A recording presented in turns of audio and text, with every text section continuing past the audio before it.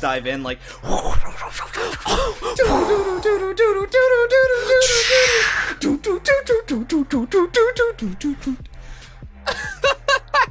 Welcome to episode 110 of Crackhouse 11. Yeah, this is episode 110. Hey, hold on, I gotta say say the name of the people. Hey, Zonai Gotcha enthusiasts, welcome back to Miku's Crackhouse. This is episode 110. I'm your host, as always, Sam Hyrule Kingma, and joining me is my best friend and co-host, Myles Depths J. I thought for a second you were doing like King of Hyrule, so I was waiting for. See, because I thought if I was doing this, I would call you Sam Bosphoramus Hyrule, just the name of the fucking king.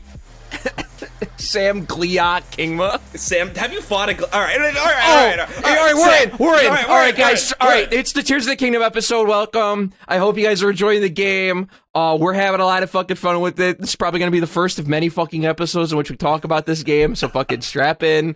I do have other topips this week, just in case anyone doesn't care. We'll get to it. We'll get to them. We'll get to them.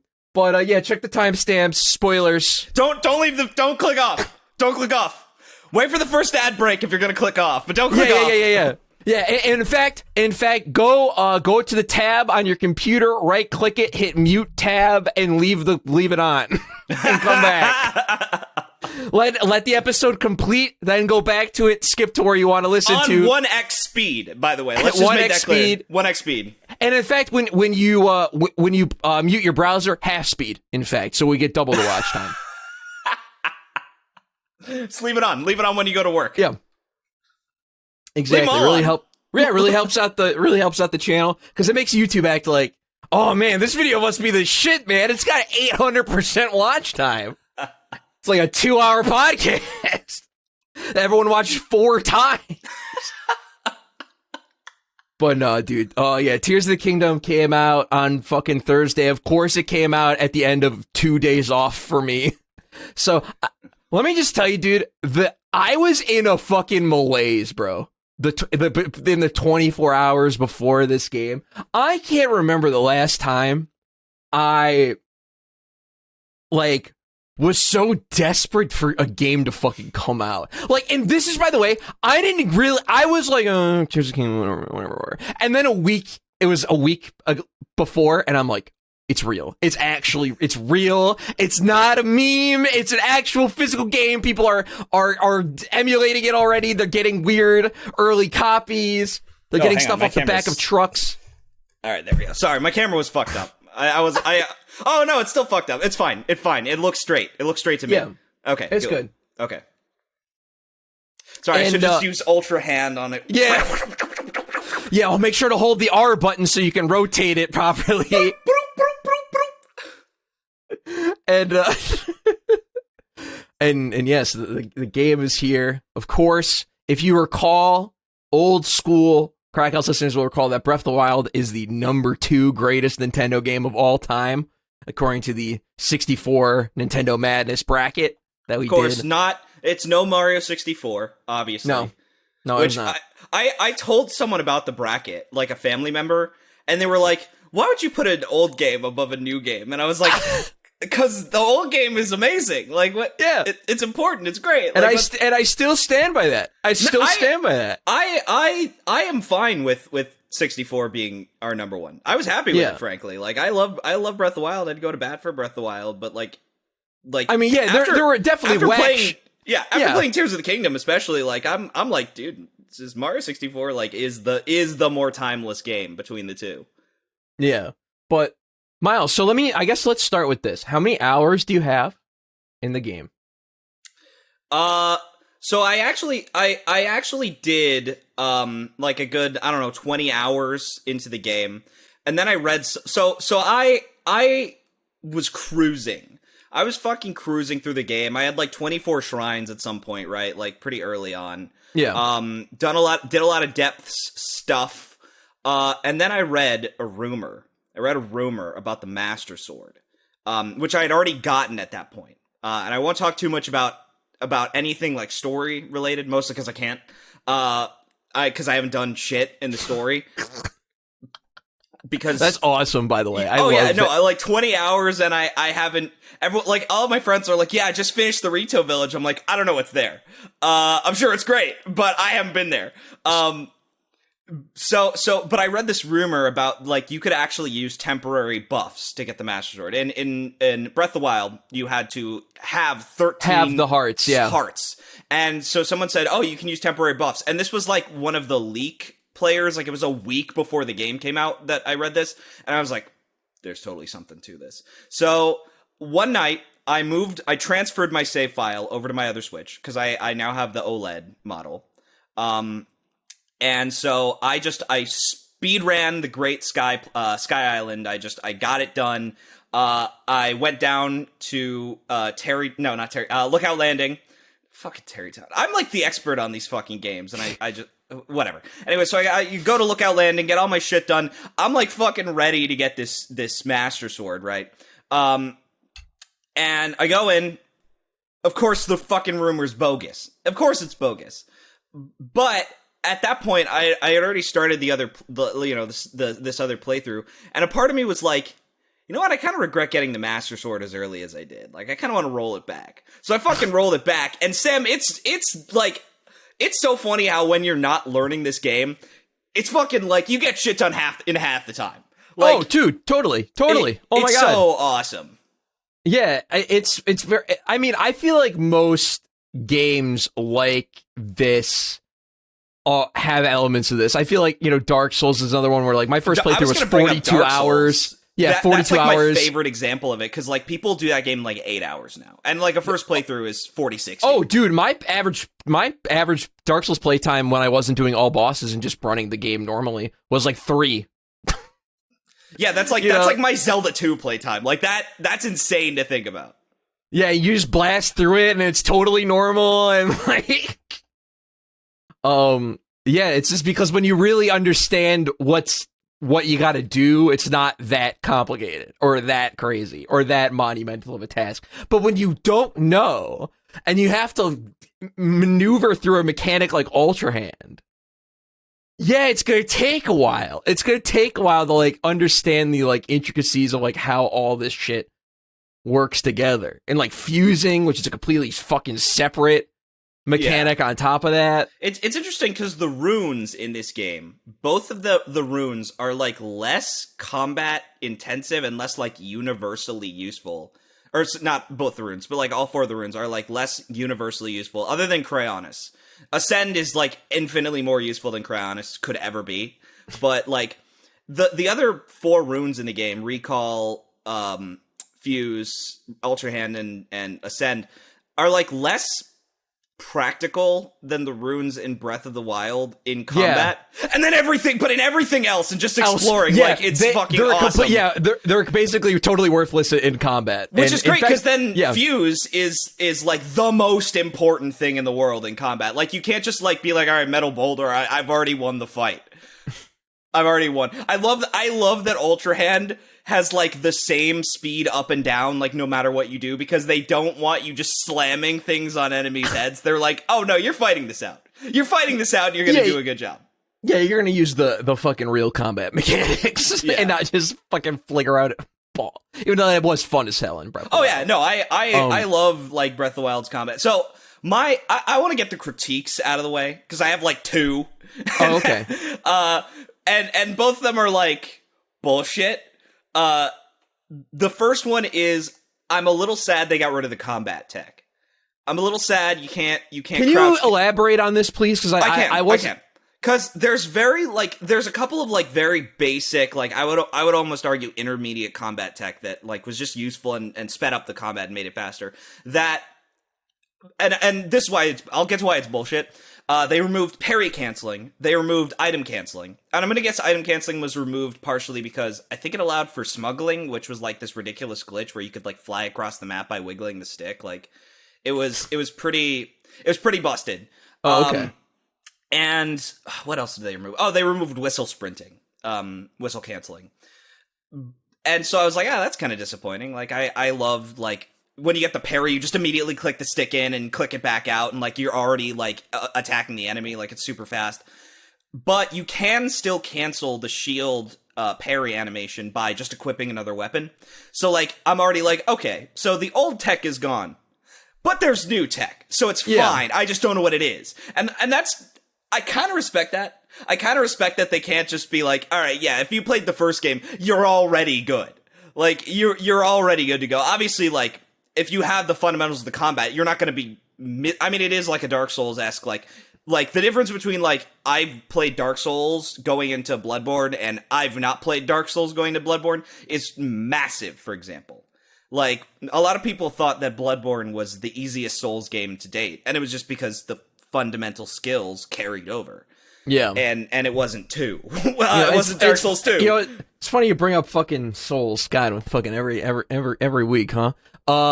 It's Souls is like a great touchstone for other games. It really is. Like I know it's such a meme. I know it's such a meme online that everyone compares everything to Souls. It just there's a lot of good game shit in Souls. Like, and also just interesting. Like the thing about it is like because Ocarina of Time, brilliantly designed game, but like when we're talking about like what makes Souls so great is the fact that there is like a significant player psychology element to that.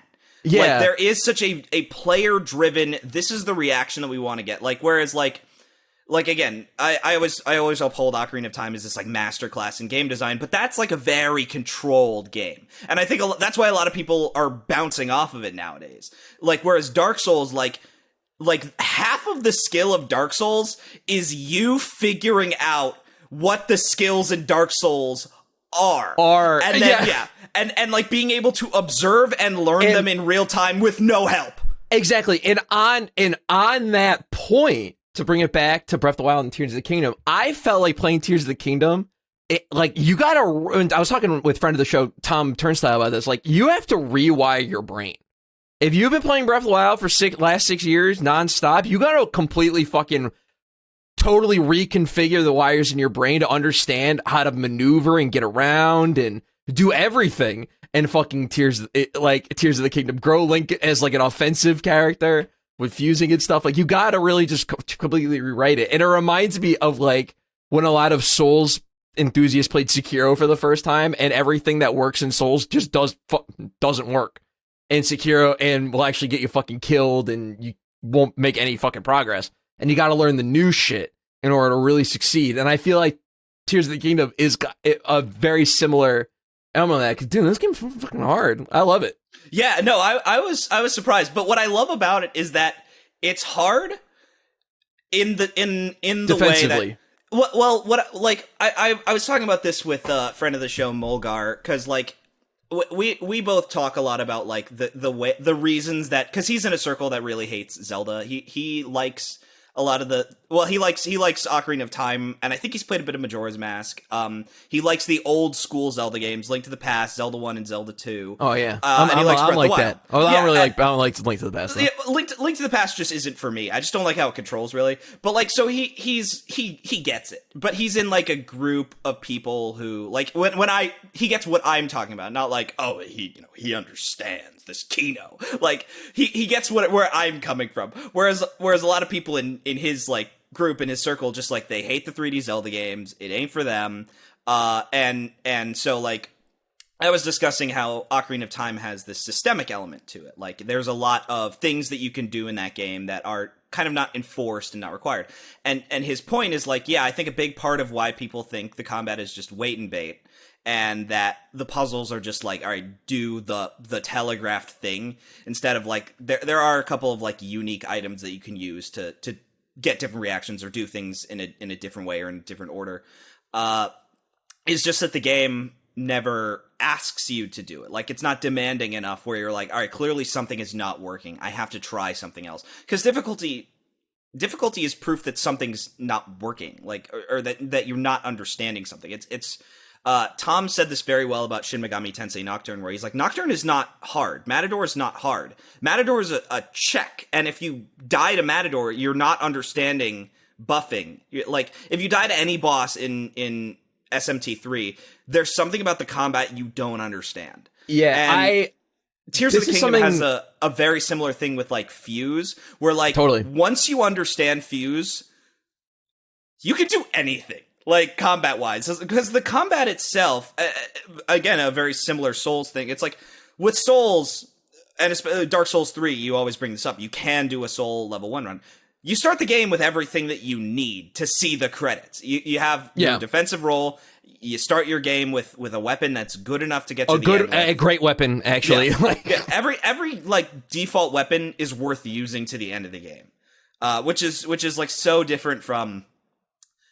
Other than like Resident Evil 4, there's like so few games where like your starting weapon is actually kind of god tier. Like it's actually like super worthwhile and super worth. And there's better weapons. There's better weapons in RE4. There's better weapons in Souls, but like where you can run the game with the fucking Phantom Pain pistol. Ghost. Yeah, Phantom Pain pistol. Like, you can run the game with Silver Ghost and be like. MGS3 pistol and MGS2 especially. Those are the bigger offenders. Those are the bigger offenders.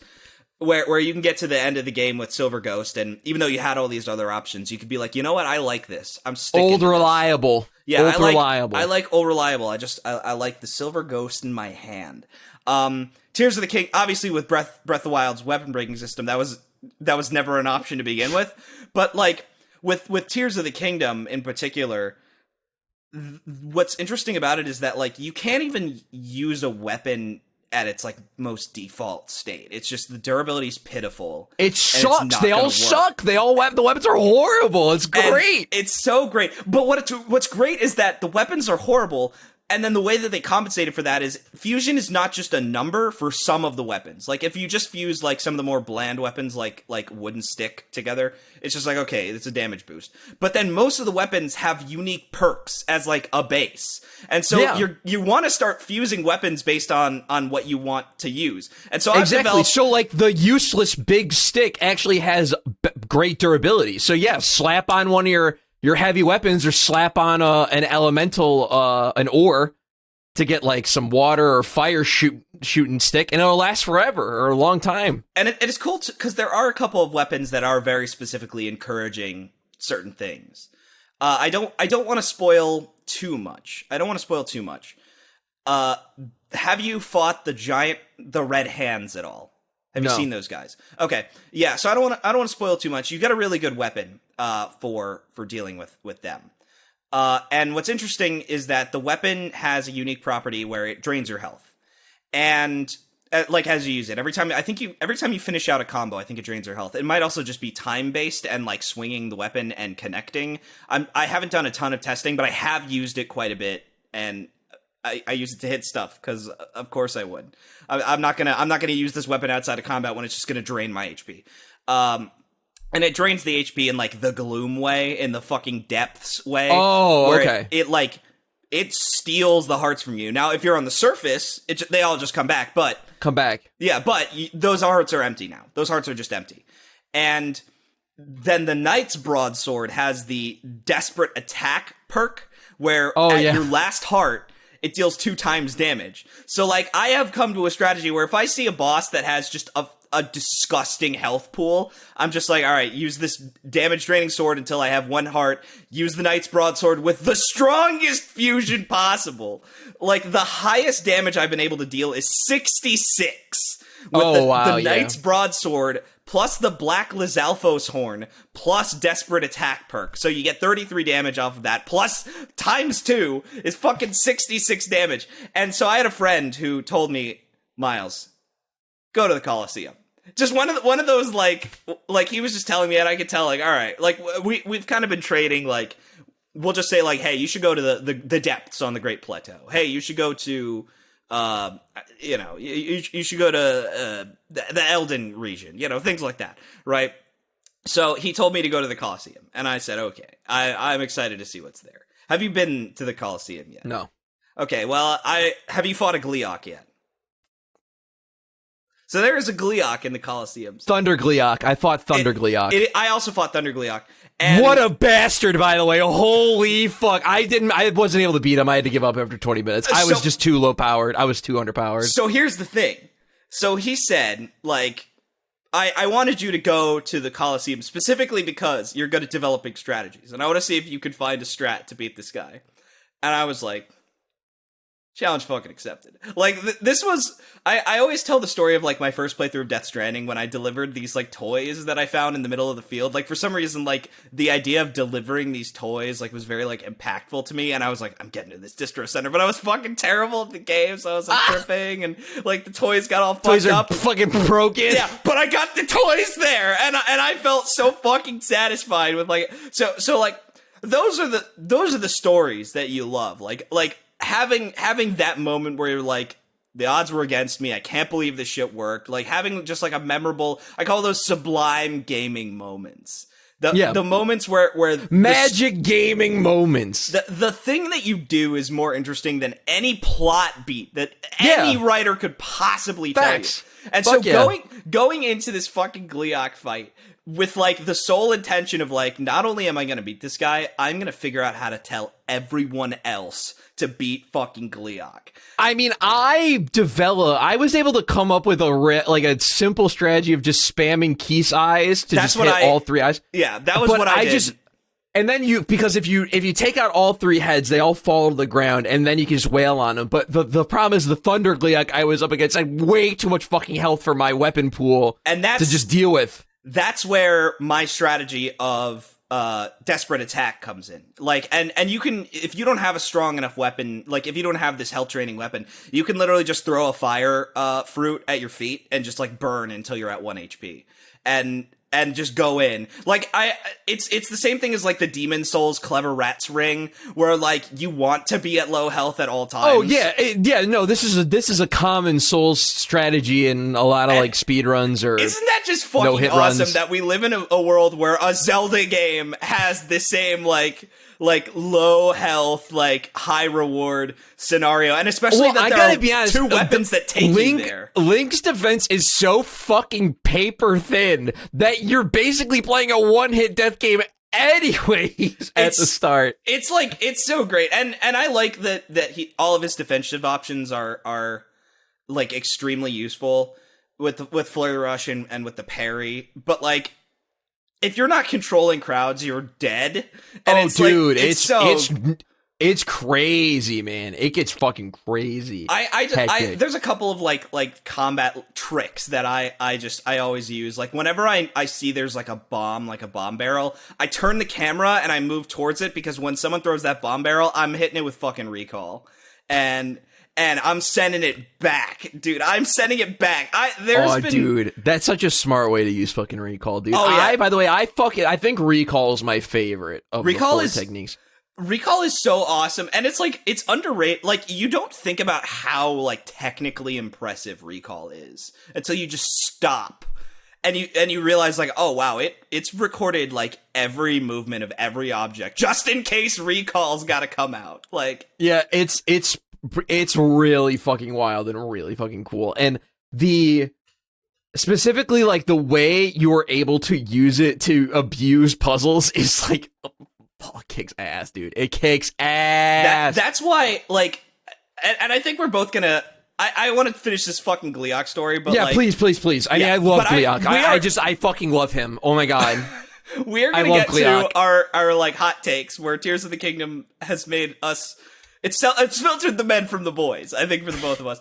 But, yeah, like, so I went in, and the Gleeok theme, by the way, is, like, top, like, 5 themes in both of these games. It's so insanely, ridiculously good. And so I go in there, and, like, I got 2 shields with rockets on them, and so I walk in, the moment he fires his... Have you found a rocket yet?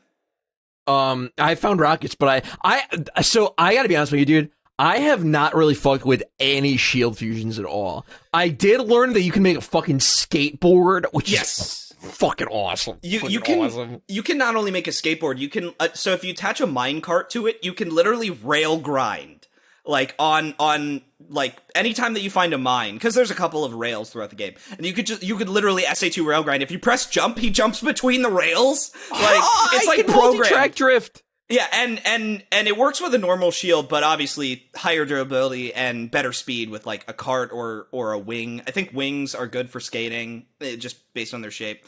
And then obviously there's, like, all the Zonai weapons, like beams and things like that. Yeah. But the rocket. I did once attach a fan to a shield and like That's blew fun. someone off a cliff. That was enjoyable. Springs are also really fun. Oh my god, I was so disappointed that the spring is one use only. Yeah. Because I got it and I'm like, what does this do? And I used it. I'm like, oh, that's a lot of height. And then I'm like, let's use it again. And then Link just fell on his ass. I'm like, oh. Yeah, it kind of sucks. I do like that, like, because the rocket's similar. Like, a lot of these, like, ascent-based weapons are really cool because, like, you're just saving them up. You gotta know when to use them. So it is kind of fun that, like, I'll just see a challenge where I'm like, I don't feel like climbing this. And I'll just fucking whip out the rocket. And the rocket is so sick because Link, like, puts out his left arm and just whoosh, flies up like fucking Superman. Okay, so if you like, whip it to the shield, he just flies straight up? Yeah, he just flies straight up. So it is similar to the string, but the spring. But obviously, it goes up faster, and I think it goes up higher. The spring. Can you find those in the capsules in the gacha? Yeah. No, every Zonai device is in the capsules. You can find all of them. Is there like a fly in the room? Yeah, it was really fucking bothering me. Who knows? Sorry. That bastard will probably come back.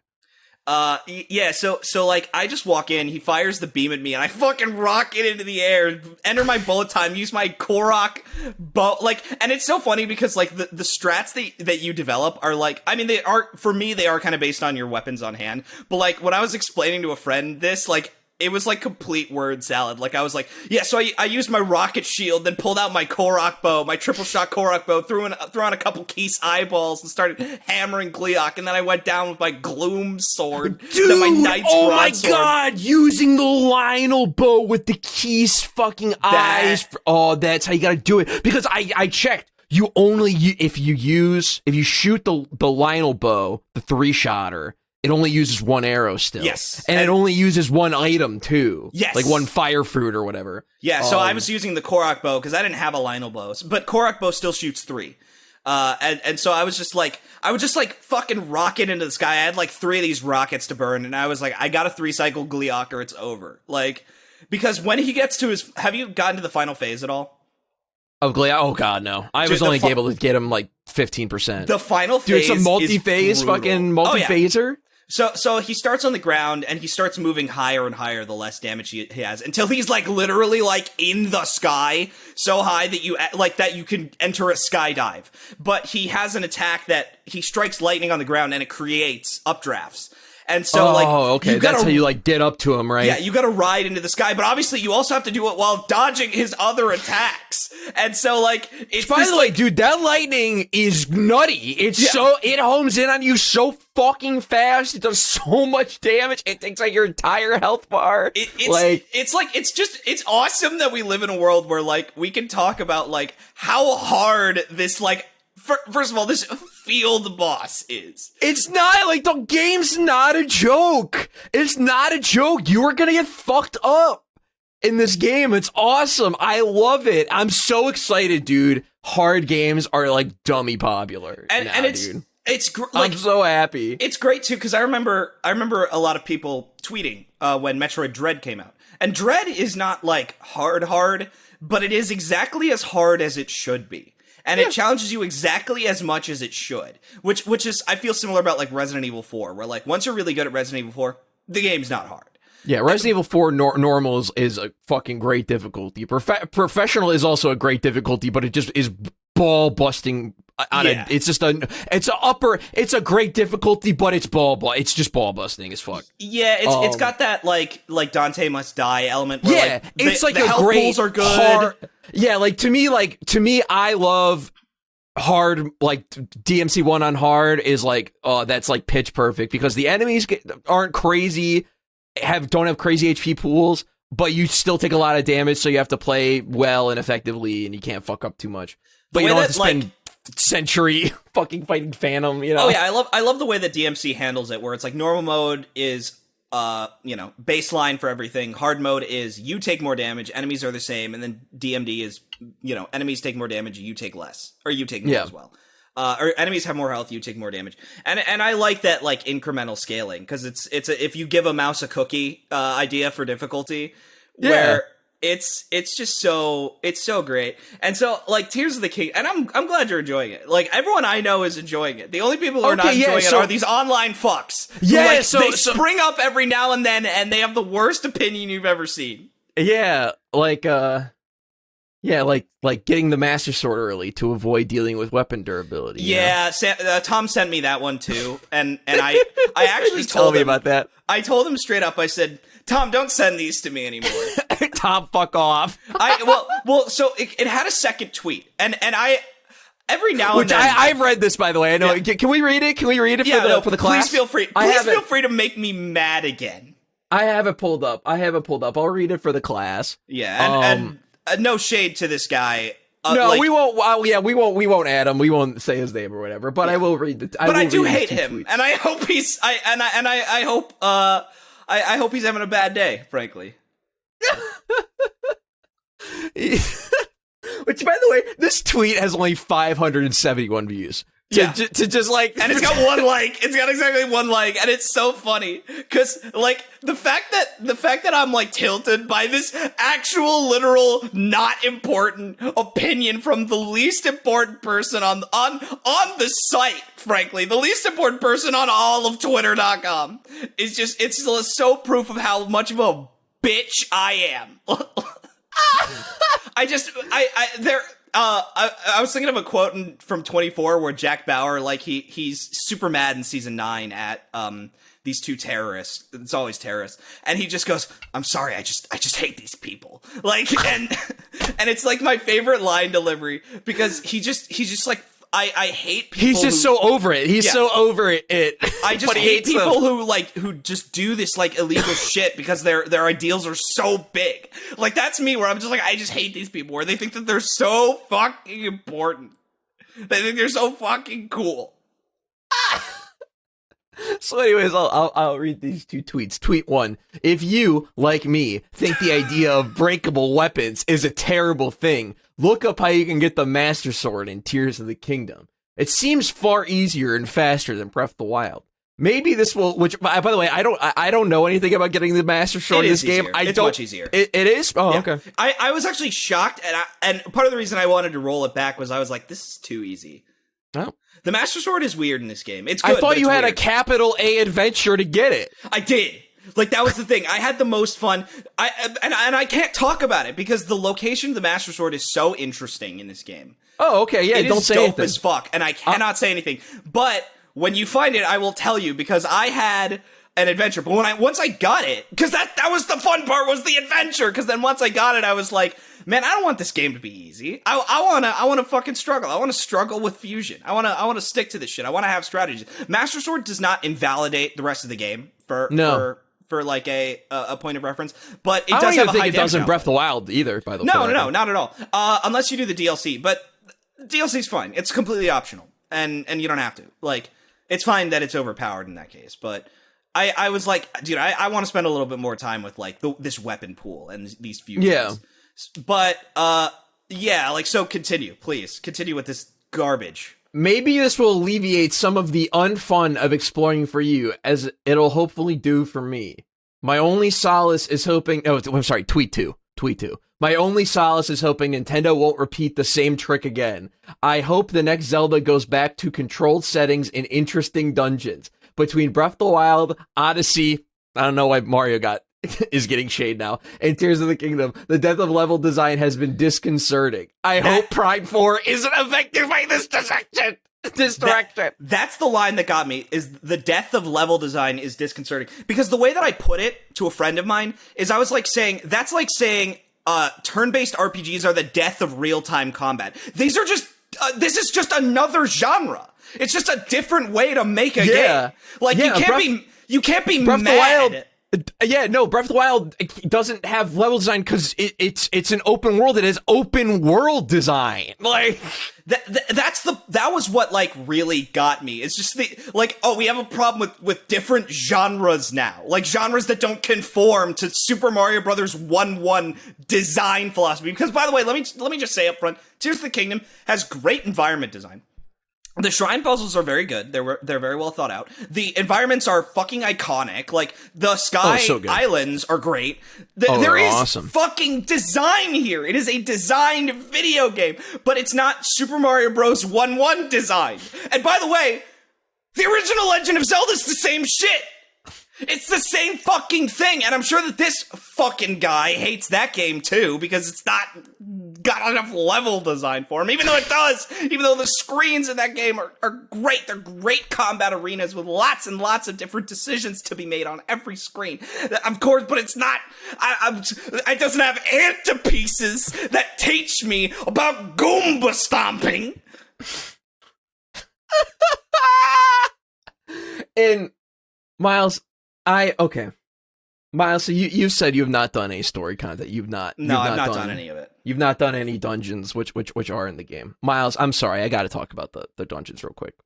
But in the fact that have people talked about dungeons online at all? No, I haven't heard any complaints.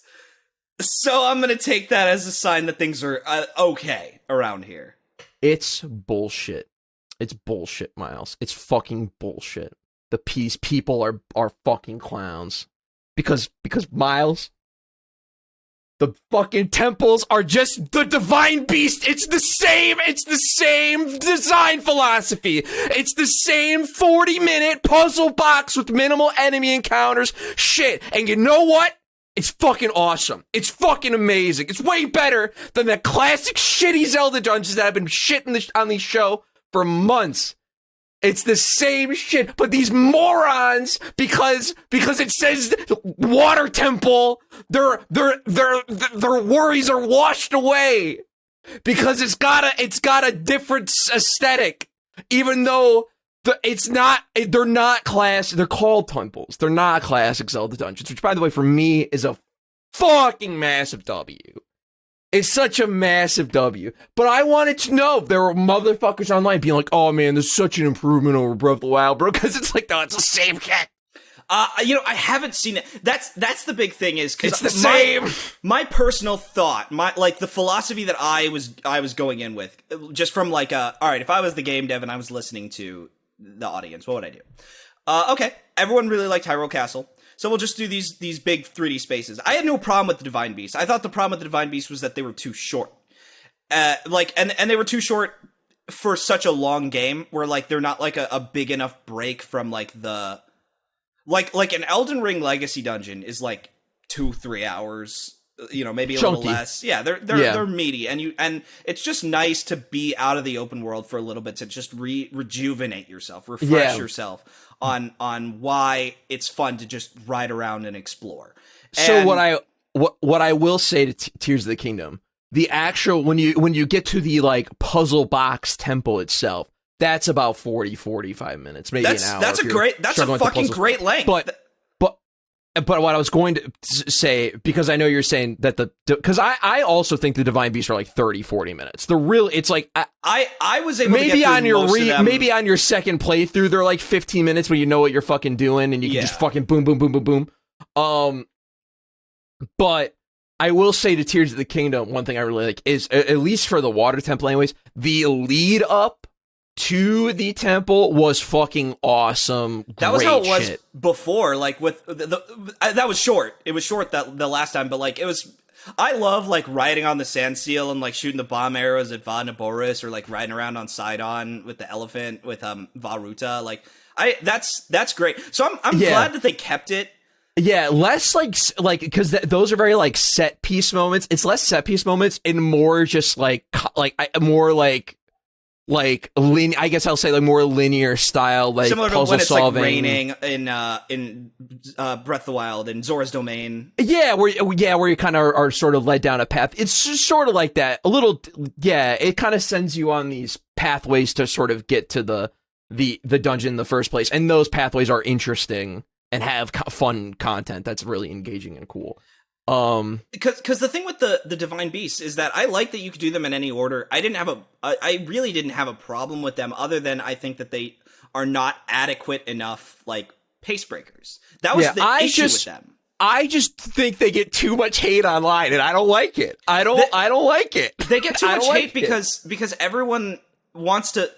Did I ever send you the Wind Waker picture that I took when I was replaying Wind Waker for a bit? No. I'm not going to send it to you, but I am going to read it and just hope that porn doesn't play on my phone as I read it.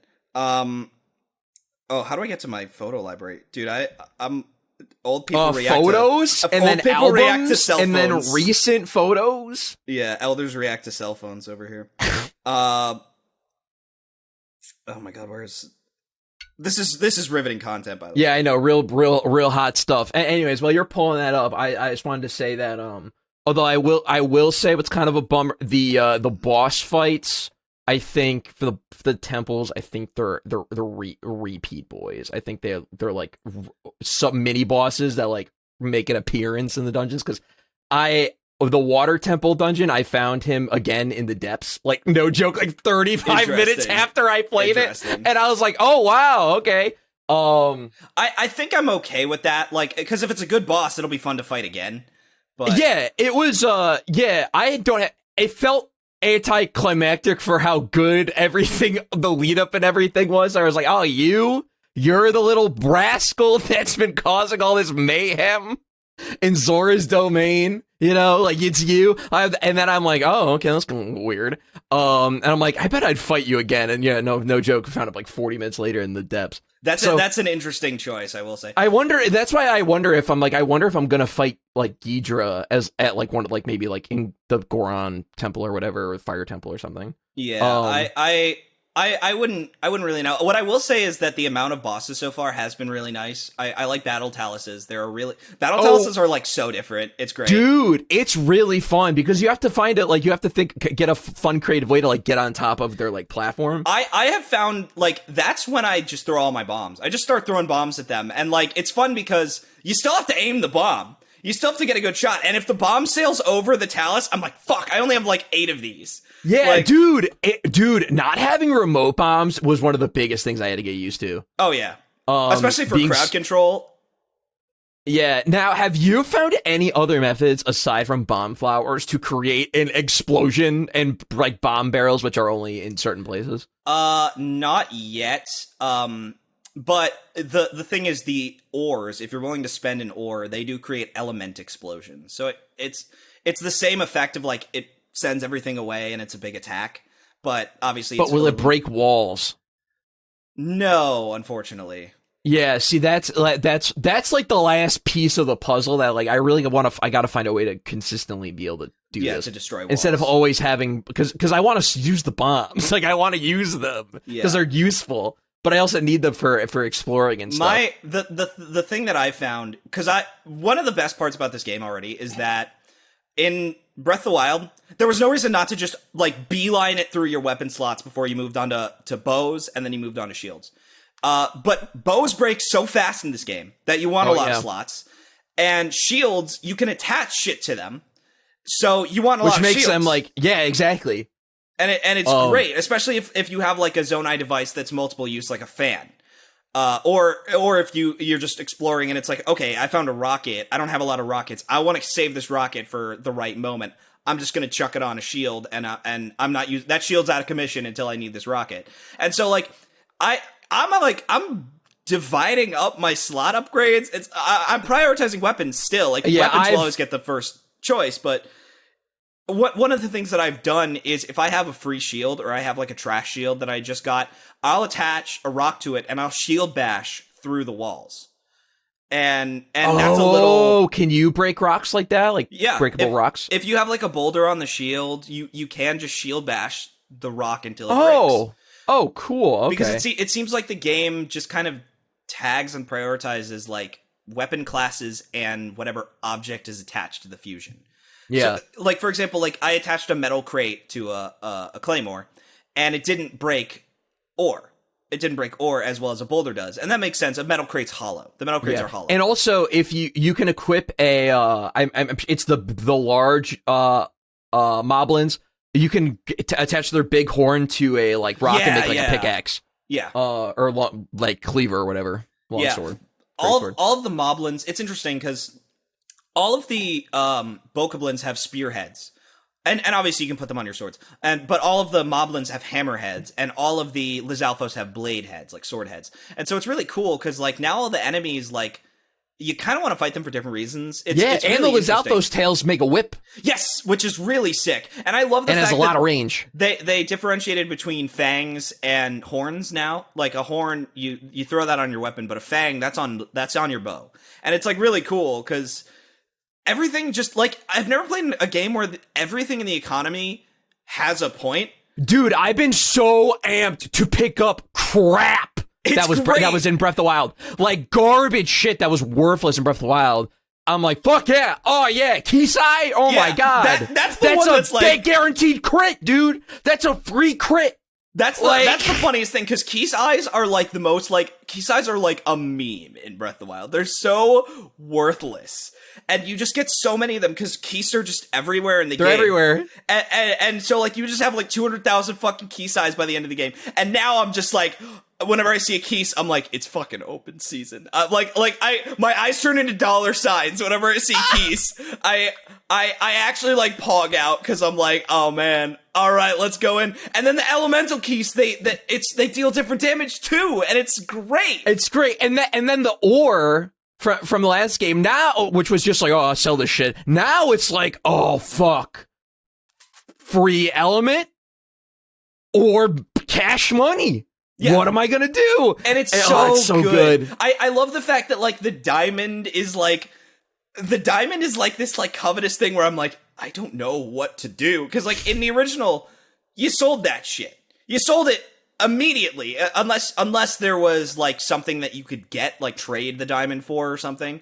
I think, yeah, like if you wanted the diamond circlet upgrade, right? Yeah, you kept your diamonds around for that, but you didn't need a ton of diamonds for it. So you'd sell your surplus diamonds. Now, like, and by the way, diamonds are ultra rare now. It's like really great how few diamonds I have found in like 25 hours.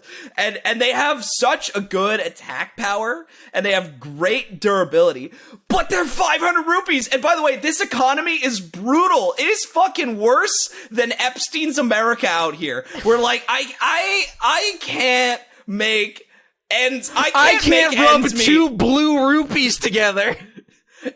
Dude, I am on poor person Twitter when I'm playing Tears of the Kingdom. I'm like, you're gonna charge me 100 rupees for a Hearty lizard? Are you kidding me? Yep. Like in this economy? The people who are like, I can't believe they're charging $70 for this game. That's me when I'm like, I can't believe they're charging 100 rupees for blue lizards. Dude, Beetle upcharges his arrows for 30 a 5-pack, whereas if you go to Zor's Domain, they're selling 20 a 5-pack. And I'm like, fuck you, Beetle. I'm taking 2 loading screens away to save 10 rupees, bro. To save a yellow. I actually love the fact that, like, Beetle is such a dick in this game. He's, like, such a piece of shit. It's awesome. So there's a picture I took that I sent to Tom that I think is really funny. And I sent it to another friend of mine who we hate Zelda, even though it's our favorite franchise. I like the medium. I like the franchise. I don't like any of the games. I like the idea of the franchise. I liked one game on the N64 and a bunch of 8-bit games until they released a game for the 8th generation. I only like 3 Zelda games. They're some of my favorites. Well, that's not true. I love Link's Awakening, but that's an 8-bit game, so fine. My point still stands. It's so you remember how you get the Master Sword in Wind Waker? You go into the sunken Hyrule, and like you have to push blocks, like triangle blocks, to make the shape of a Triforce, and it's indented into the ground. Yeah. He says, the King of Red Lions calls you and he says, but that entrance hasn't been blocked by a mighty threshold, firmly sealed to prevent evil from ever gaining access. And then you look at it, it's a block puzzle. And then he like calls you and he goes, you're quite wise to perceive such a difficult puzzle. And it is just the funniest, like, you want to talk about Ludo narrative dissonance for a second? Like, everyone always talks about, like, whenever people are like, oh, these games are so violent, but like, that's Ludo narrative dissonance. Like, with like Uncharted. No, this is Ludo narrative dissonance. The idea that, like, Ganondorf, a fucking brilliant strategist, leader of the demon tribe, can't push blocks into a shape that he should have seared into his brain. A shape that's literally on the back of his hand. He just has to look at his hand and he goes, okay, I can get the Master Sword now. He probably can't pull it out, but that's one of the funniest things where it's like what is it sealing if he can't pull the back? I don't know. It's just dumb. It's like that. That's my new favorite like picture. That's just like the absolute state. It's like when you sent me that My Gym Partner's a Monkey thing that you saw. Yeah, dude. Where it's like, what the fuck, dude? This shit had me. I woke up and this is one of the first things I saw, and I was dying. It was Jake the monkey clapping his ass cheeks. Yeah, and it was basically someone on Instagram uploaded the theme song to My Gym Partner's a Monkey, and someone commented, "If you don't know this show, ellipses, I'm just sorry for you, man." And I think that is so. Dude, that's early 2000s cope, bro. That's our generation's like 90s kid cope, bro. Like we're in that arc now. Our age group's in that arc where we gotta act like, like everything was great. Every show we like watched was great. Every single fucking show that released from 2003 to 2007 was just goated god tier shit. That's why my favorite one is I saw a YouTube comment that changed my fucking life, because this was one of those 4 a.m. moments where I looked up the and I was like, I don't know, 22, like 21 maybe. I looked up the theme song to Cornel and Bernie for some reason. World's biggest Cornel Bernie fan. Yeah, just to confirm that it was real. And the top comment said, "Was this anyone's favorite show?" And it just made me realize, like, yeah, like there's so many just shows that just were that it just existed. And we talked about this last week, so I'm not going to reiterate too much, but My Gym Partner's a Monkey, I think I even name dropped My Gym Partner's a Monkey as like a show that just like existed and no one loved it. It was just on. It's like Squirrel. I put it in the same category as Squirrel Boy. Or like Almost Naked Animals, or like Garage Band, which is by the way, I've never heard a single human being on this fucking earth ever talk about the Cartoon Network show Garage Band except for your boy, me. Well, it's like Breadwinners. You remember Breadwinners? Oh, but like people talked about Breadwinners as a bad show, saying, something that's crap, as a downfall of children's animation, But that's an example of like, is this anyone's favorite show? Yes, it's definitely no one's fucking favorite show. Yeah, even someone who enjoys it. But then there are always these people who will like make these comments. Like I watched an episode of Breadwinners, and someone was like, "Man, Sway Sway is so cute," and it's like he's a bulbous green-headed duck. Oh man, dude, the absolute state, the absolute fucking state. Speaking of the absolute state, Sam, I made a terrible decision this week. It was not my choice. I was trafficked to the movies. Oh no, what'd you have to go see, dude? I had to see this fucking piece of shit movie called John Wick 4. Oh wow! What a fucking piece of... No, I'm just kidding. So here's more the thing. like John Mid 4. I made that joke with Jimmy Midgill. Yeah. First, so Sam, John Wick 4 is like, it's so the first John Wick is like a special movie. Have you? I've seen the first 3 movies. I watched them all in a row. Fucking sick. I really like them. 1 is kind of still the best one narratively. But if we're talking like action movie and like kind of the emotional core of these things, 4 is probably the best one. Oh yeah, I have not seen 4 yet. Bro, 4 is like actually fucking incredible. Like I was like smiling at the end. What was not incredible, Sam, was where I saw the fucking film. Oh no, it's just a moment of the movie's good, but the experience at the cinema was horrible, and we're gonna have to have a discussion about why movie theaters need to maybe die. Maybe it's time for them to let go. We're not gonna talk about that too much. I keep stepping on you. I think my internet's all fucked up today, but no, you're good. Okay. You're good. Yeah, but it got so bad that I said, I gotta talk about this week. I gotta make some notes, bro.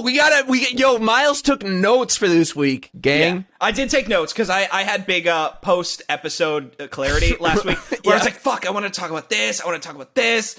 Shit. Like, I was almost like, Sam, I kind of want to re-roll the episode, but like, we had a good show, so I'm not gonna make you do that. But from now on, I'm taking notes. Yeah, we had a 2-hour show. Yeah, we're talking mostly about Mega Man, but so...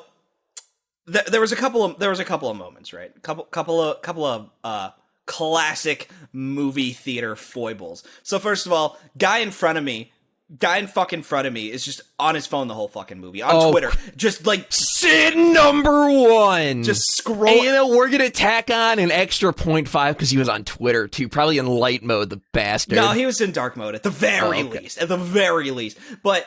What was funny is just like I was trying to find his page. I was trying to see like his PFP, and in particular, I wanted to see if he had like a follow count because I would have like I'm just like I'm sure your 8 followers really need you to be here. Like I'm sure your mom bought this ticket and you don't care, but like your 8 followers are gonna be fine for the next 2 hours and 40 minutes. You can watch John Wick and be off Twitter. You don't have to live tweet the watch experience of John Wick. I know, dude.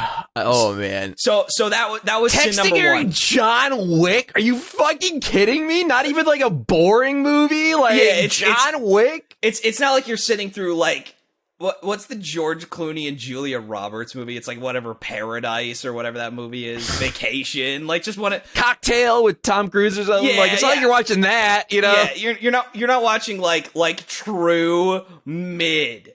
True. You're not watching mediocrity. The Bling Ring. Yes. Bling Ring is like peak mid. That is like the perfect mid. By the way, I only know of that movie because it has a horrific movie poster. Because I once went on similar to you. You go on TV tropes to look up random stuff. I will just Google like horrible movie posters or worst movie posters of all time. And dude, hold on. Hold on. Give me a sec. I'm pulling up the Bling Rings. The movie. I'm pulling poster. Up the I gotta start doing this because I actually love like terrible movie posters. It's sorry gang, I know the screen's a little tiny. You flash banged. Yeah, I know it's a little tiny, but yeah. Why is it so bad? Oh dear lord. Why is it so the logo is the real problem. It's horrible. It's horrible. And we're back. Sorry about that. We had some shitty audio issues. Dude, Riverside yet again. Dude, Riverside. No, I think it was my fault. This time. Okay. Well, it's not your fault, Miles. Your headphones' fault. My headphones' fault. Yes, your shitty R's technical. I'll put them on blast. It's not the problem with the headphones. It's my headphone jack. It got damaged when I was shipping my PC back home. Oh shit, that's right. I remember you telling me that, or maybe mentioning it on the show. Yeah, we gotta get you some USB wireless headphones, my guy. For real, man, for real. I do want to talk a little bit. I know I don't want to talk too much about Tears of the Kingdom, but I do want to talk a little bit about my setup because I mentioned to Sam I tried playing it on my TV, and I have a 4K TV because my dad is in a permanent state of buying like new tech. It's just like a hobby of his. He just loves like when something new comes out, he just wants it. Yeah, and not an OLED though. Notably, not an OLED 4K. I'm pretty TV. sure not an OLED 4K TV. If it is an OLED, I don't remember because I just came home and this TV was just in my life suddenly. It magically appeared. Yeah, I just got home from college and like I just had this new TV. But like, dude, after playing this Breath of the Wild on CMU for like a year and a half. The game looked fucking heinous because it was blown up to twice the size, and it was fugly. And actually, like 4 or 5. Yeah, because it's from 1080p to 4K. So like, is it 1080p? Yeah, I think it's only 1080p, which is not bad, but like. Only 1080p. This is the Switch we're talking about. 1080p is premium shit. Oh no, I'm just saying like only 1080p. Like when we're playing on 2K monitors. When normal games should run it fucking at least 1440p now, at least. Yeah, but either way, like, so I said, you know what, I'm gonna try playing this on my monitor, my PC monitor, and see if it's any good, and it was better. But then I don't have like speakers that I can use with the Switch. I don't have like surround sound that plays nice with the Switch. So I got a Bluetooth speaker. And the Bluetooth speaker is like the most obnoxious rave LED like blasting speaker. And like, so the first night where I was making this like adjustment to Breath of the Wild, I moved from the TV onto the monitor. I was playing with the whatever the Bluetooth like speaker is. That was like the most like surreal thing because I was just playing at a frame rate that was 30 lower than usual. I was playing at a resolution that was 50% lower than usual. And I was playing with this, like, with these fucking lights just blaring into my eyes. And, by the way, you can survive anything. Because now it's just, all of it's just, like, background noise. I don't notice any of it. It's so funny. Like, I'll just be playing, and, like, there'll just be these lights blaring at me, and I'm just like, yeah, man, that's the Tears of the Kingdom experience. Yeah. Oh, man, no, that's awesome. Yeah, I'm playing the game on my crispy 4K OLED, my LG C2, if y'all were curious. I was telling Myles before we hop back on, just the game just looks stunning, and it also looks smooth as fuck. It actually looks like it's running at a fucking higher frame rate when you see it, but we were pontificating that might just be the OLED secret sauce, but I might have to play also, on colors my little and shit. OLED screen and yeah, you mentioned that earlier. We kind of like blasted past that. Oh, so I'm assuming this might be your first OLED device, yeah. unless you have one of the modern iPhones or something. Oh, and I think I do have an OLED iPhone, but yeah, I mean, it's like the thing is, I got it for the case, I got it for the dock. I did it all for the Nuki, man. The Zelda one. Yeah, I got the Tears of the Kingdom Zelda one, and by the way, it's actually gorgeous. You're not gonna be able to see it that well, but it's actually. Oh yeah, no, dude, totally, yeah. I honestly, I think the lack of bezel on the OLED Switch is almost as like impactful as the design, as the color, or is just the color upgrade you get from an OLED. It's pretty funny how like just like 0.8 inches like makes all the difference. That's what she said. 0.8 inches, yeah. Makes all the difference. If she can feel 0.8 inches, man, she's the fucking Princess and the Pea, dude. Like. Oh, she can feel that prick through her mattress. Oh man. Yeah, so back to the movies. Let's get back to the movies here. So yeah, what happened at the cinema? Yeah. So I'm at the cinema, right? And so first of all, I'm gonna be racist for a second. Family in front of me is black, so of course they think they're in the movie. This is just a true stereotype of black people at the films. Like, so much so that, it's in Hollywood Shuffle, it's in the Scary Movie franchise, it's in, any, black-led, satire is going to acknowledge that black people love to talk at the movies. And so, I'm sorry, I'm not saying anything that Marlon Wayans already hasn't said. You get on my back, okay?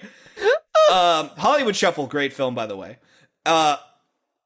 So of course they're just talking, but they're just gabbing amongst themselves. It's not the usual rabble where they'll see a bad guy and they're like, "Oh shit, John, look behind you!"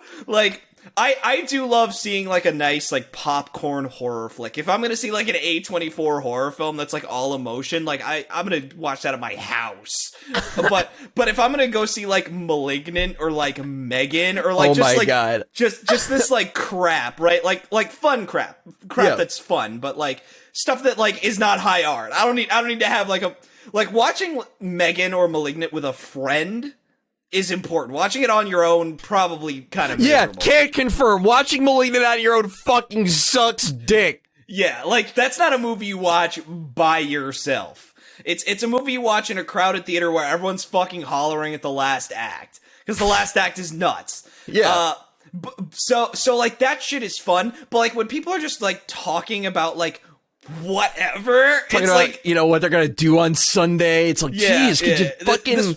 Could you have had this conversation outside? This was Mother's Day, by the way, and so I was just fucking pissed, the shit was ruined by Mother's Day. So there's a fat fuck who's just munching candy louder than he was a cow chewing cud with his gummy. He was and of course whenever he dove into the bag, he wasn't doing the little pinky pinch, where he's just delicately grabbing his sour patch. He was doing trying to fucking fit his whole fucking arm in the candy bag. He should have just started going. Just shook the bag. He honestly should have just crinkled the bag in my fucking ear. I would have just preferred that, because at least he would have been self-aware of how much he sucked ass. And of course, he was this fucking bloated ass, Wilson Fisk ass motherfucker, where he was all gut. Like, the man was all gut, sitting in his fucking chair. He sat like a fat guy. And like, you know what I mean? Where he's got like the Boogie 2988, like, sort of like, you know. Yeah, the slouch. The fat slouch, we'll say. Where fat people just can't sit up straight. They just can't do it for some reason, even though it would actually be, like, better for their backs that are already fucking collapsing under the weights of the tug of war against their spine that their own fat fucking stomachs is rendering on them constantly. So this fat fuck is just munching his stupid fucking candy. And then, so there's a woman behind me, right? Like a, older woman. Damn, you're getting attacked on all sides, my friend. What the fuck? And then my dad was talking, and I'll get to that. Oh no, we gotta get your dad in the mix too. He's getting shade. So he's a problematic moviegoer. My older sister's also a problematic moviegoer. So, oh my god! Hopefully, in all different ways, all unique different ways. So we're it's like a surround sound. It's a surround sound experience. This woman behind me, she starts like coughing a little, and like that's okay. It's got some cough here and there. Everyone does it. Swallowed her popcorn wrong or something. But like, she's just like, oh my god, no, dude. And then a moment of silence. You think it's over, and so like, so I snuck in water bottles because I'm a criminal. So Cool crime, ripping off the movie theaters. By the way, dude, I'm sorry. I'm so sorry to derail this, but I have to bring this up. I have to bring this up. There is a fucking video from Karsten Runquist, who's a creator I think he's pretty good or whatever. He makes videos about watching movies as like an experience. It's pretty funny. And they made a video about being at the movie theaters for an entire day from open till close. And he talked about how he's like, oh yeah, I gotta support the theater, and then he doesn't buy any food at the theater. And it's like, you motherfucker, you can't be out. He's like, oh yeah, support your local theater. Doesn't buy food. Like, that's how they make 90% of their profits. They don't make any money off the ticket. You're just giving it to big corpo, big Universal, big A24. Going to see 80 for A24. Okay, sure. He's going to see 80 for Brady fucking twice. You can't give the theater $10 for the popcorn. You can't get a popcorn? Like, just get a small popcorn. It helps. Yeah, I know. It's $6. I know the food's a ripoff at the theater, but you can't be like, I'm going to support the theater and not buy food at the theater. Look, you're not supporting the theater if you only buy tickets. You're supporting like the a film fucking industry. Racehorse, but you're you gotta buy the popcorn. Film industry. Yes, exactly. Bro, there's downtime between the movies. Just whip it out and take your fat piss. It's okay. But no, he brought in food from another location. That's not supporting the theater, Karsten. You're not supporting the theater when you just buy nothing but tickets. You're supporting the film industry. I'm sorry. It's fine. I've been sitting on that one for months, by the way. I've been stewing with that fucking thought. That's me. That was me with like the Doc Squiddy immersive sim like tweet thread.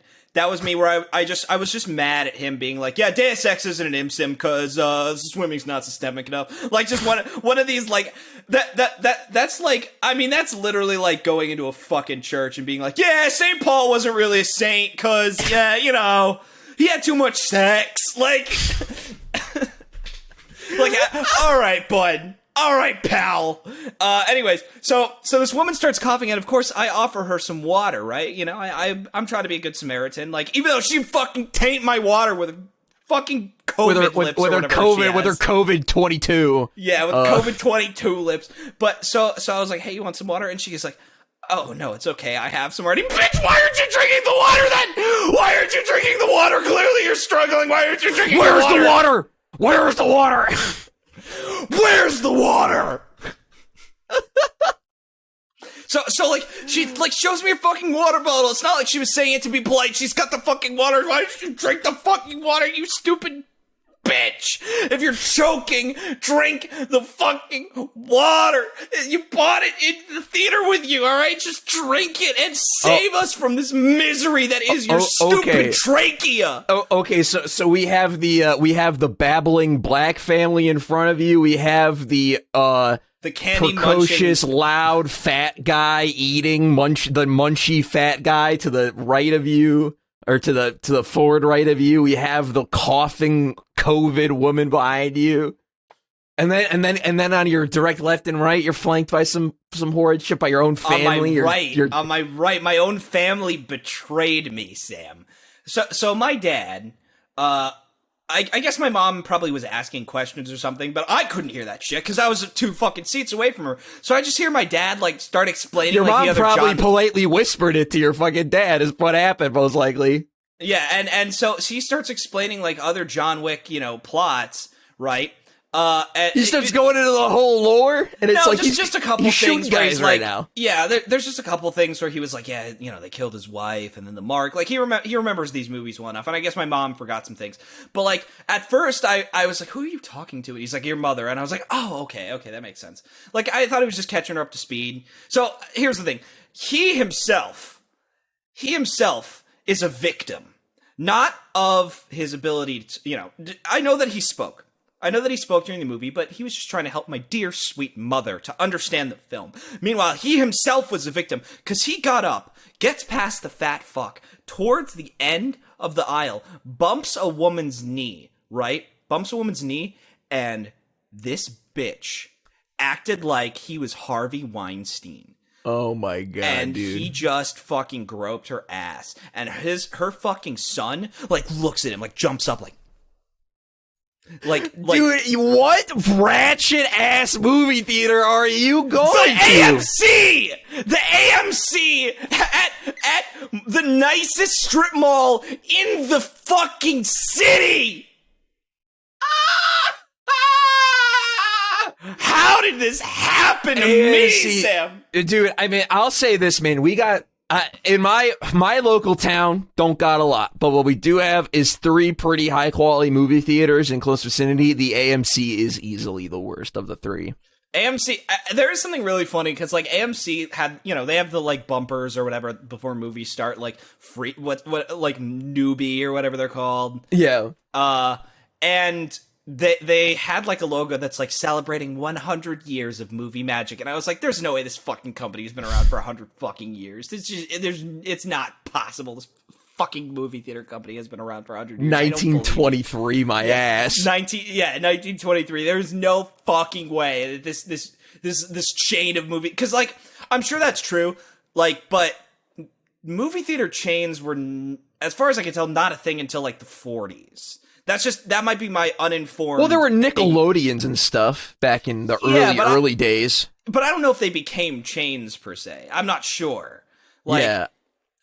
Maybe they did, but I thought that every Nickelodeon and every theater was run by, it was a small business. It was run by, like a single sole operation. Yeah, so I don't know. Maybe they have been doing 20 years of this shit. 100 years of this. Yeah, 100 years of this garbage, but fuck them, I guess. Yeah, so, dude, the IMAX at my local AMC still doesn't have fucking recliner seats. Which, by the way, I refuse to go to the movie theater unless there's a recliner seat. Oh, dude, my back was fucked up. My back was fucked up in this John Wick experience that I had.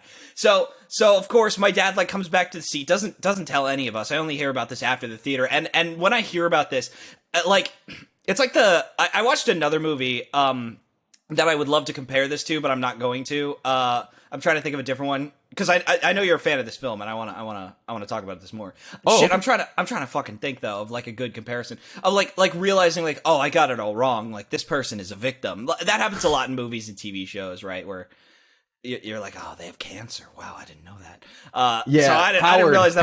Howard Hamlin. Yeah. Oh, dude, Howard Hamlin's a great example. That's a perfect example. Literally a character that, by the way, did nothing wrong. Yeah, did nothing wrong. I actually love Howard Hamlin. He's a great character because he's just like he just is like the most subversive white entitled man on television, where there's just nothing wrong with him. He's a decent guy at a decent business. Like his problem is that he's kind of smug. That's it.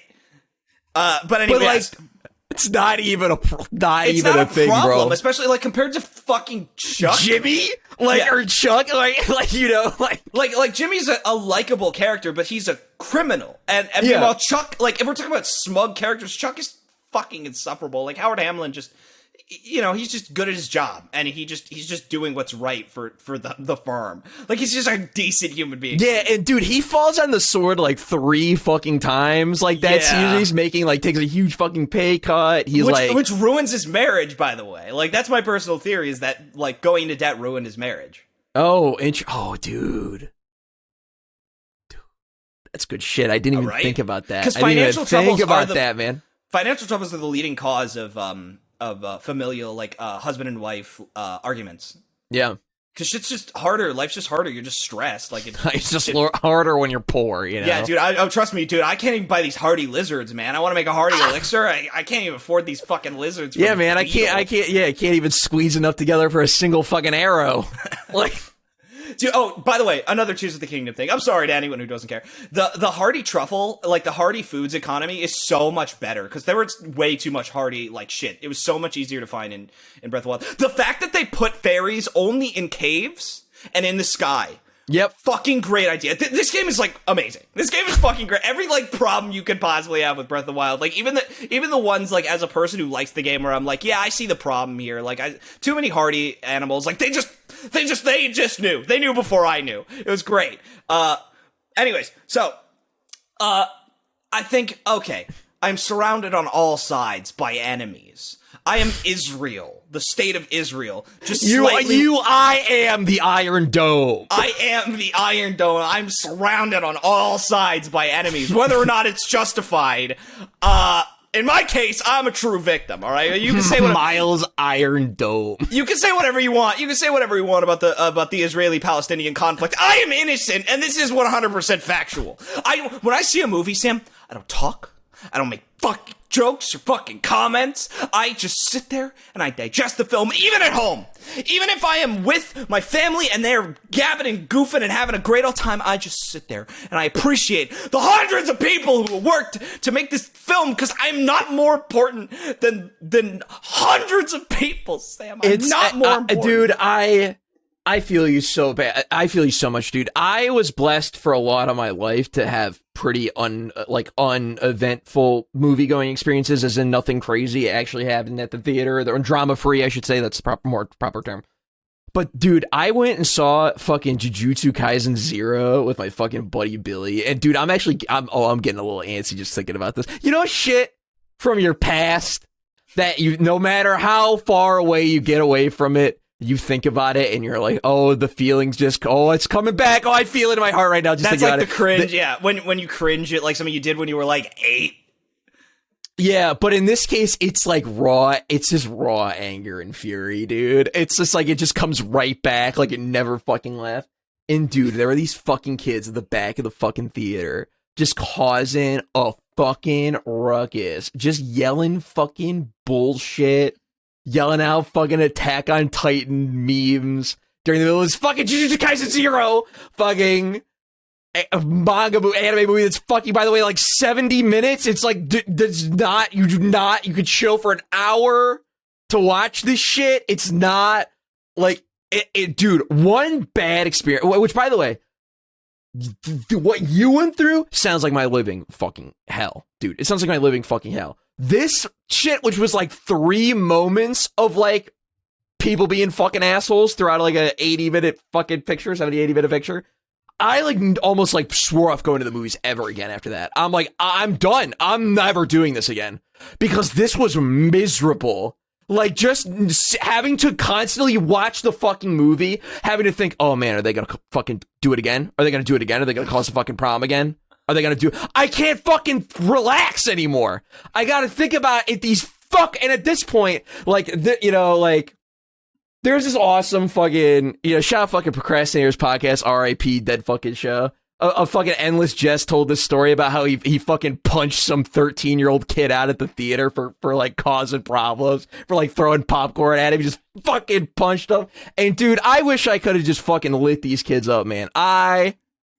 These kids need to be incinerated. They need to be burned. Throw your fire fruit at them. Yeah. They need their shock fruit. They need to be hit with shock fruit. Need to be wind gusted off of the Great Sky Island. So be trapped in the depths. Yeah, throw them in the depths. But oh yeah, another Tears of the Kingdom thing, that like that sound effect when you enter the depths, that like is so good. That is a big cum sound.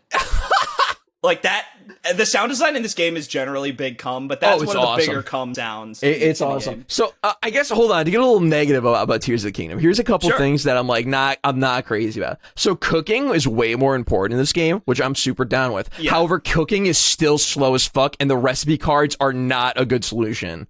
They do not fix the problem. I do have something for you that I discovered today.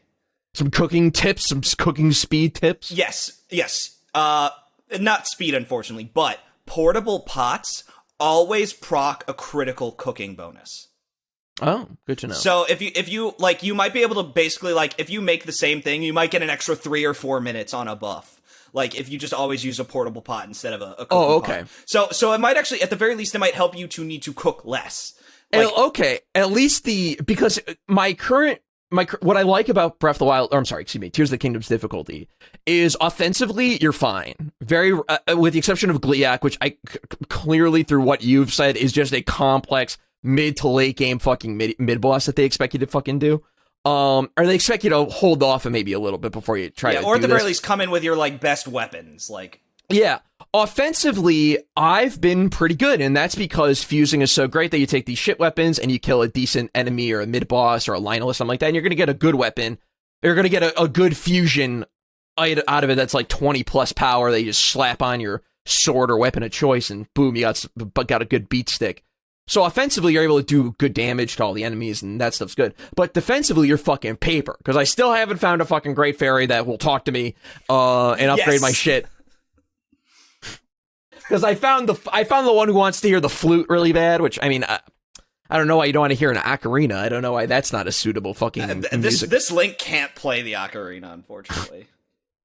But yeah, apparently I gotta find a fucking flutist. I don't know. I gotta figure that out. I really gotta figure all these things out. Turn to fucking Remnant all of a sudden. I gotta go do the flute puzzle in Remnant. Oh god. Don't get me started on that. So your defense is fucking paper. So you die in 2 hits, which I think is great. But the only way to really heal yourself is to cook a meal, and it takes like 25 fucking seconds per thing I want to cook. Yeah, that's my big. I never care. Like, I like that cooking. It wasn't an issue in Breath of the Wild, really, because you didn't have to cook that much. Yeah, the thing about this game is that, like, I like the fact that cooking is so useful for, like, buffs and boons, but once you have a lot of HP, like, cooking becomes, like, a fucking production. Or if you're going, like, if you don't have the equipment for something, that also becomes a fucking production where you're like, alright, I guess I gotta make 5 spicy elixirs. But discovering that every single portable pot creates procs a bonus, that'll save you some time. It also justifies my miffedness that it's only one cook per pot. Yeah. I mean, the idea is, like, yeah, you can only use it once, but it's better. It's the best you can get it. I do wish they explained this, because I didn't notice this until I cooked with one 3 times in a row, and I was like, all right, either I got insanely lucky, or this is consistent. And I'm gonna hedge my bet that it's consistent. It would be very, very difficult that I just got extremely lucky. I would imagine it's probably consistent, or it's a high critical hit. Yeah, it might be a higher chance, because the only other way to, like, guarantee a crit is to cook under a blood moon, which that's extremely rare to do. Really? Yes, that was in Breath of the Wild as well. What a wow! That's what, man. Like, that's what's so cool sick about. Shit, man. You learn something new every day. That's what's awesome. so sick about these games, and what's kept them alive is that there's always a little something to learn. But so just to kind of wrap things up a little bit here, I thought, okay, I'm being attacked on all sides, but at the very least, there's no enemies overseas. All of a sudden, a missile system from Russia targets me as some fucking guy stands up in the back row and walks in front of the projector. No! Oh my god, Myles! This AMC has the projector that low that someone can just walk in front of it? So obviously it was a later showing of John Wick, so it's not in the big theater. And by the way, this is an AMC that's like owned by Disney, because where I live, it's all owned by Disney. So, of course, like, Guardians of the Galaxy had 5 screens! But, you know, of course, I gotta go see John Wick on the shitty 55-inch screen. Your fucking home theater setup's bigger. Like, yeah, I mean, it was like a 100-seat theater. It wasn't terrible, but the projector was low enough that this fucking guy, oh, and by the way, Sam, just because God wishes I was dead, he couldn't have just been like, you know, some stringy teenager or, you know, whatever. He had to have an actual fucking afro for maximum screen coverage. For maximum obstruction of vision. Myles, oh my god. Oh my god. This was a lawless fucking wasteland. And I thought, dude, this theater is Kenshi. This theater is Kenshi. It doesn't care about you. World. Everyone's out for themselves. Nobody cares about you. And, lawless. But there was one other asshole in this theater, Sam, that I haven't spoken about. Oh my god, the seventh deadly asshole. Sinner. Yes, it was me for pulling out my phone and writing notes in the middle of the movie for this fucking show. I was part of the problem, and the irony was not lost on me. The irony was not lost on me, Sam. But as far as I was concerned, I was Jack Garland. I was dirtying my own soul to save Cornelia, okay? I knew what I was doing. I knew I had to become chaos. You had to become the darkness before you could conquer it. Everyone else was fucking Lufetians around me, dude, and I had to become chaos. So I was writing fucking notes, the screen was blaring. I knew, Sam, that I was as evil as the rest of them. If the villain said, "You're not so different, you and I would have to agree with it. Perhaps you are right. Yeah. I would have to say, I would be the end of JoJo Part 7 where I'm like, maybe you are the good guy and I'm the bad guy. Like, I would have to say the exact same shit. So, of course, but the thing is, Sam, something sublime started to happen as we entered the third act. And I'm not going to spoil John Wick 4. Everyone should see it. It's a fucking incredible movie. But in those last, like, that fucking 45-minute end action scene, that's just, like, awesome. The theater all galvanized around the film. And we all started reacting. Of course, I was silent. I always am. But we all started, like, reacting to, like, just some of the insane shits, the brutality, like, the stunts, some of that. And, like, that elevated the film, was like being around all these people who were like, oh, you know. See, that's like a fun, like, good experience. Like, I vividly remember when I saw like Endgame and Infinity War on day one. Like, dude, that was a fucking hype crew, bro, to see that film with, man. I saw Maverick. Maverick was really nice with this.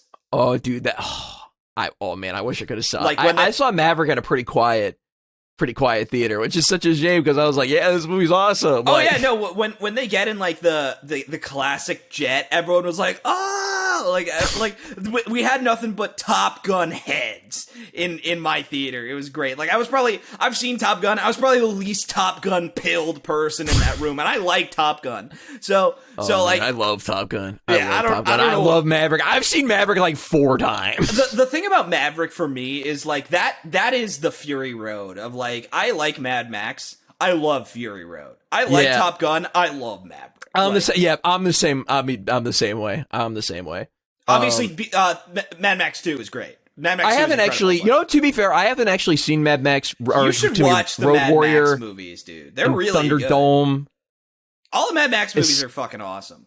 I mean, Fury Road, no joke, is like a top 5 movie of mine. And I don't want to, dude. I don't want to say too much, Sam, but like obviously with all the vehicle shit in Tears of the Kingdom, I've seen some Mad Max shit, and it's so sick. It's so sick.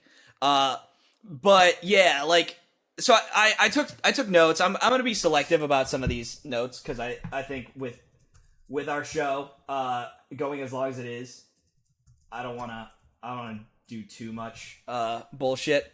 Yeah. But I did see another movie that I know you're a big fan of. I'm pretty sure. Oh, okay. Yesterday I watched Nobody. Nobody. Do you see that movie? That's the Bob Odenkirk action film by the yes. writer Oh my John god. Wick. Oh my god. Sorry. I'm sorry. When you said that, my brain was like, Nope. I'm like, I haven't seen Nope, but we've definitely talked about Nope. But did he get it? Did he assume that I like Nope? No, Nobody, dude. The Bob. Fuck. I love it.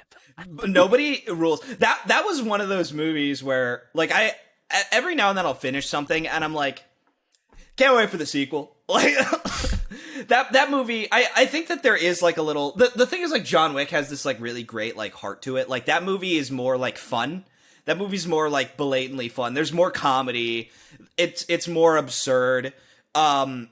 So like that, it doesn't have the same like emotional like investment that you get in the character of John Wick. What a ride! Yeah, what a ride! It's just so much like the car scene where he like pulls the car back and like lays down to avoid bullets. Oh. That shit is great.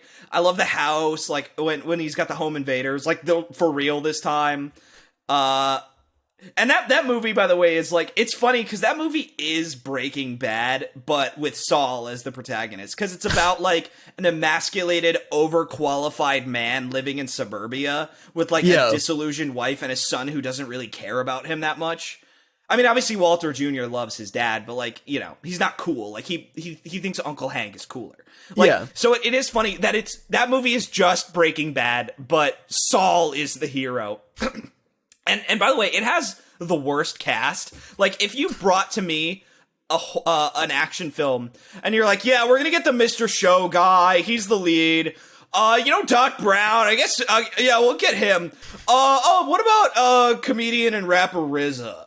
Yeah, we'll put them all in this. Yeah, isn't it awesome? Yeah, isn't it awesome? What a terrible cast, and it works. It's like, dude, it totally works. Oh my god, the fact that Bob Odenkirk is actually a great action star is like the discovery of the century. It's like when people found out that Leslie Nielsen was really funny for like Naked Gun, because he was a serious actor for years. Like the discovery that he was like an incredible like comedic actor with like perfect comedic timing, a perfect straight face. Like the fact that Bob Odenkirk is actually like somehow an incredible. Bob Odenkirk needs to be in a movie where he plays a boxer. Like that's what I personally think. Oh wow, dude, that'd be kind of cool. I think he needs to be in a down and out boxer flick where it's just a slugfest or like, you know, street brawling. Like, I understand that he's like a vigilante. There's gun elements in this, but like, I think he needs to be in like true street brawling movies. Cause the fight scene in the bus is like, God. Oh, dude, that bus scene is so good where he fucking gives him a trach with a pen. Yeah. And he puts a drinking straw, a soda drinking straw in his throat. It's so great. That movie rules. So I wanted to talk a little bit about Nobody, and the comparison that I wanted to make earlier was when he goes to the robbers and he sees that they have a baby who's on a ventilator, and he just like shit, and he leaves the house. Like that was me upon realizing my dad was a victim of these theater goers. I maligned him. I thought he took the kitty cat bracelet, but he didn't. Yeah, so that was one. Do you have any topics that you want to cover? Because I actually have a funny thing from this week, but I don't want to step on anything if you have something to bring up. No, honestly, no, not particularly. I just want to say, I went and saw Kill Bill final show at the Summertime Tour yesterday. Got a couple photos with him and Square and Melty Cannon. Had a great time at the fucking show. By the way, I just wanted to say to people, a little PSA. As we wrap this up before Myles, you get to anything else you wanted to say. Normalize going to concerts and shows by yourself. Yes, because I was explaining this to my mom today. Because literally everyone in my family had something something comments to say. You know, Myles, you get it. I feel like our families are very similar in the sense where, you know, everyone's got a comment. Regardless of whatever you're doing, someone's got to make a comment. Someone's got to make a fucking remark. Yeah, I feel like I'm in like Marvelous Mrs. Maisel. Whenever the entire family's just gotta say something. And I'm like, and I'm like, yeah, I'm gonna go to this concert. I'm gonna take the train downtown. It'll be fun or whatever. And like, who you going with? And every time without fail, I always say my three favorite people: me, myself, and I. And They're like, oh, well, you're not gonna go, or you're not gonna invite XY person or whatever. I'm like, no, because they don't give a shit. I give a shit. I want to see Kill Bill. I don't want to see Kill Bill and have to babysit my fucking friend who I begged or asked or forced to come here with me when they're not going to be invested or interested. Because then I have to, like, worry about placating them. No, I want to watch Kill Bill. You think I'm just gonna bring Tito, Skinner, and Beat to like, this fucking how concert? awful that was when I went to Applebee's with them? This is like I actually care about. This is not an Applebee's, Mom. I can't just take them and hope they have a good time. No, my favorite story is I went to a Twice concert. Oh shit, really? And I don't like K-pop all that much. I don't have a problem with K-pop. I just, like, I'm not... It's like, there are some people who just like certain animes, but... they're not but anime they're just not people. really into the medium. Yeah, they just like certain shows. Some people like Sailor Moon or Dragon Ball. Like, that's their thing, right? But like, and I don't even really like Twice that much per se, but like, it was on brand. It was on brand. You like them more than the average K-pop group. Yeah, Twice got some hits. I like Twice got some bangers. I like a lot of the Twice songs. Yeah, and so I was just like, I know a couple of their songs. I want to go ahead and sing along to some of their songs. And it's like, and Blackpink's not touring anymore. Like, that was my other option. So.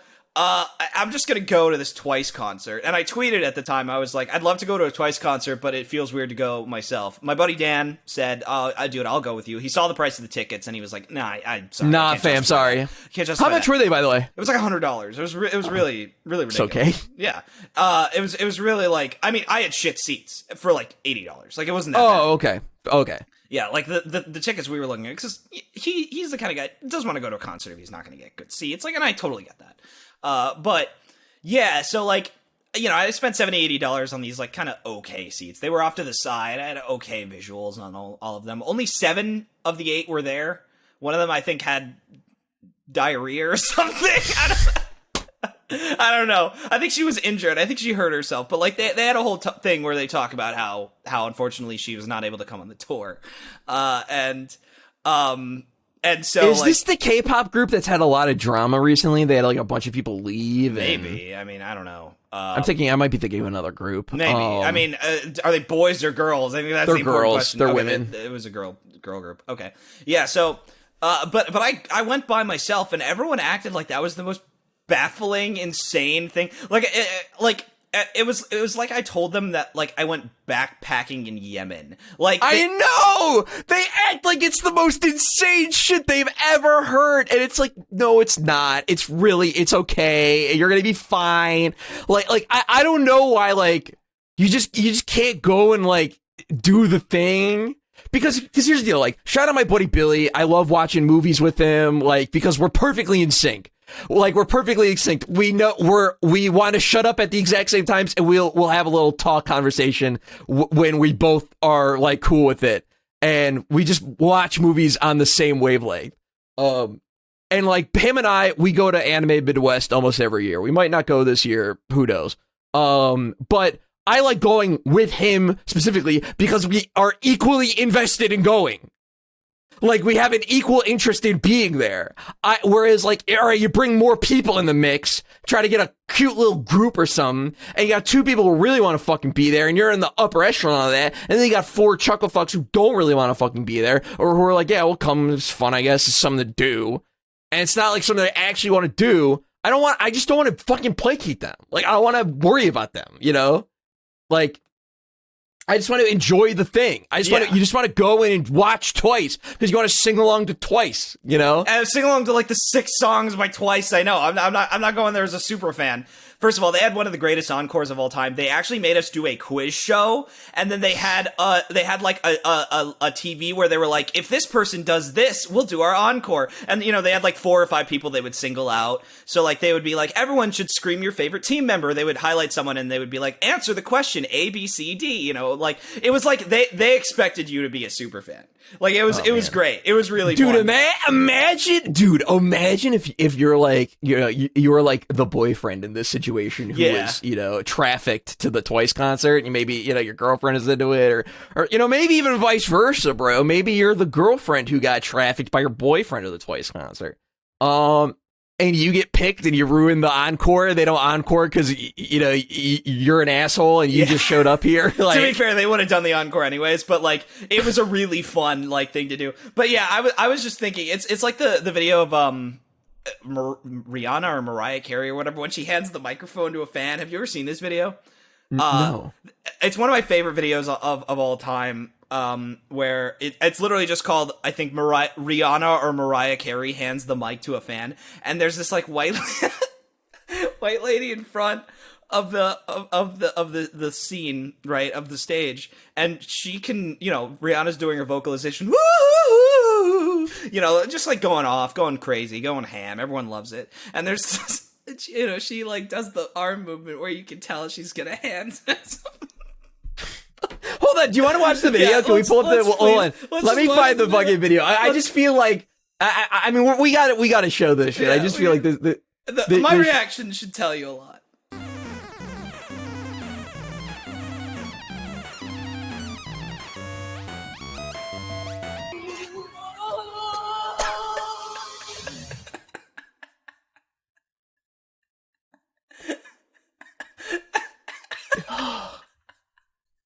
I'm actually, dude. I have a different emotion. Dude, it looks like she looks like no. That was the point I was gonna bring up. That was the point I was gonna bring up. Yeah. That's terror. Look at her fucking face. Yeah, that was the point I was gonna bring up. Like, that would be me at the Twice concert, where like I'm like, don't make me answer. Like.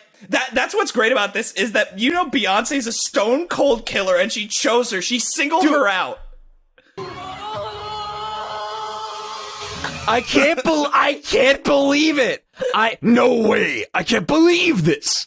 Oh my God, Myles. She went in for the kill. She came to harm this white woman in particular. Because she's pleading, don't make me sing. You can read her fucking lips. You can see her. You can see it. You can see it on her face. Yeah. You can see it on her lips. She's like, no. Like her eyes are wide. She wants nothing to fucking do with this shit. Man, Beyonce, ice cold, bro. She actually assassinated her, and it was the JoJo scene. Use this dagger to kill yourself. Like she just did it to her. She didn't even do anything. She just knew. It's like fucking Dot and Mashal, where anytime he beats an opponent, he says "die 100 times," which I think is fucking awesome. Yeah, I think that's fucking badass as shit. Man, that was ice cold, bro. I can't believe that shit, dude. Dude, Beyonce actually killed someone. Like, she fucking wasted that woman. Dude, the little laugh she does, that little like laugh she does, a little like. The thing is, she knew. She fucking knew by looking at this woman and her face that she was about to instill the ultimate terror into her, and it's so funny. I mean, like, no, she had the terror instinct.